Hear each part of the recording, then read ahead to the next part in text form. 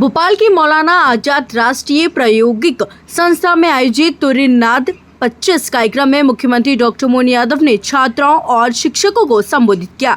अपने इस संबोधन में उन्होंने कहा कि हिंदी और भारतीय भाषाओं की शक्ति को रेखांकित करते हुए कहा कि यह भाषा न केवल भारत की पहचान है बल्कि इसकी जड़ें दुनिया की कई देशों तक फैली हुई है। सीएम ने बताया कि दक्षिण अमेरिका का देश सूरीनाम असल में श्री राम कहलाता था, लेकिन समय के साथ उच्चारण बदला गया।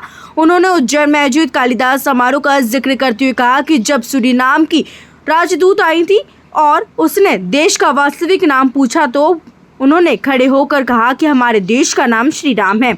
दुनिया के बड़े देशों जैसे रूस, चीन और जापान में डॉक्टर और इंजीनियर अपनी मातृभाषा में पढ़कर बनते हैं, तो भारत में क्यों नहीं? इसी कारण उनकी सरकार ने स्थानीय भाषाओं में उच्च शिक्षा उपलब्ध कराने का निर्णय लिया है। उन्होंने छात्रों को प्रोत्साहित करते हुए कहा कि हिंदी केवल भाषा नहीं बल्कि हमारी संस्कृति और हमारी पहचान है। कार्यक्रम में मंच पर विराजमान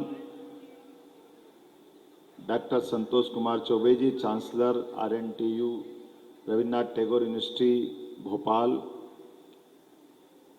कार्यकारी निदेशक doctor Shailendra Jain ji, doctor MS Chauhan ji, हमारी उस समय की सीनियर साइंस कॉलेज के ज़माने की 83-84 की मैडम सविता दीक्षित जी, वेदांत नारखेड़े जी, अध्यक्ष तुरनाथ, इस अवसर पर सभी माननीय प्राध्यापकगण, प्यारे भाइयों बहनों, दोनों हाथ जोड़ के प्रणाम करता हूं, आप सबका अभिनंदन करता हूं।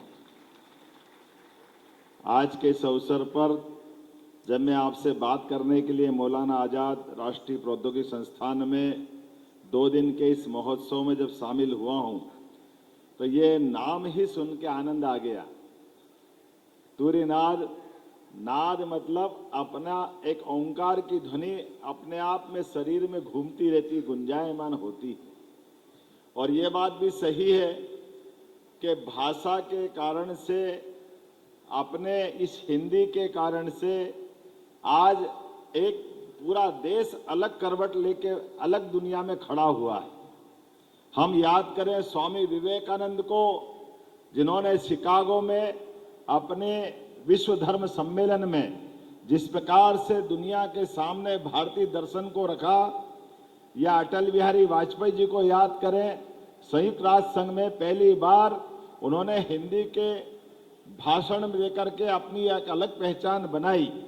और आज का समय, ये यशस्वी प्रधानमंत्री ने 2014 के बाद विश्व का कोई भी मंच क्यों न हो, राष्ट्रभाषा हिंदी में बात करते हुए प्रधानमंत्री एक अलग ही रूप में ध्यान में आते हैं दुनिया के सामने।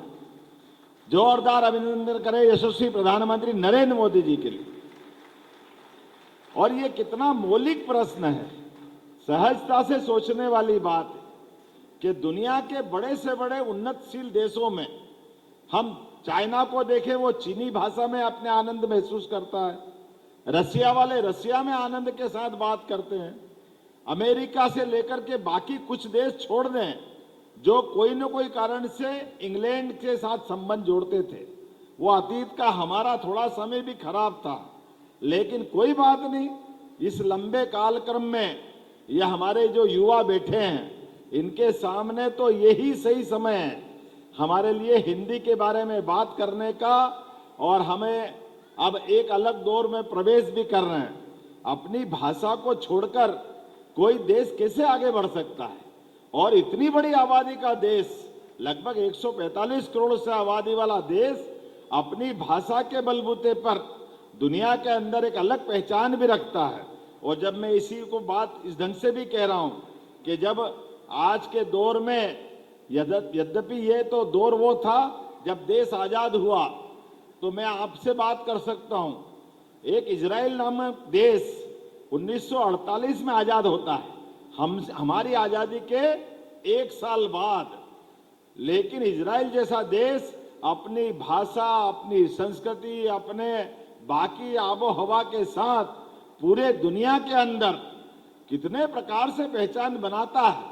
और ऐसे में हमारे लिए इजराइल से लगा करके पूरे दुनिया के देशों की तरफ देखें तो हम आज आबादी में भी विश्व की सबसे बड़े देश की स्थिति में आते हैं। लेकिन हिंदी की यात्रा किस कारण से है मैं जानता नहीं हूं, लेकिन ये बात भी सही है कि हम अपने मुगल काल में संत रविदास, तुलसीदास, वो जो भक्ति आंदोलन के माध्यम से भी जो एक अलग धारा बही है, हम कभी याद करें हमारे बजरंगबली को हनुमान चालीसा भूत आए या प्रेत नाम से निकलता है, भले ही कोई भाषा में पढ़ने वाला हो। दुनिया का कौन सा व्यक्ति है जो भगवान राम के रामायण के उस महाकाव्य के बलबूते पर उनके साथ यात्रा करना पसंद नहीं करता है। हमारे लिए सौभाग्य की बात है, आज दुनिया के सारे बड़े से बड़े देशों में भारतीय लोगों ने जो अपनी पहचान बनाई है। अब आप बताओ इसका अपभ्रंश भी कैसे हो गया।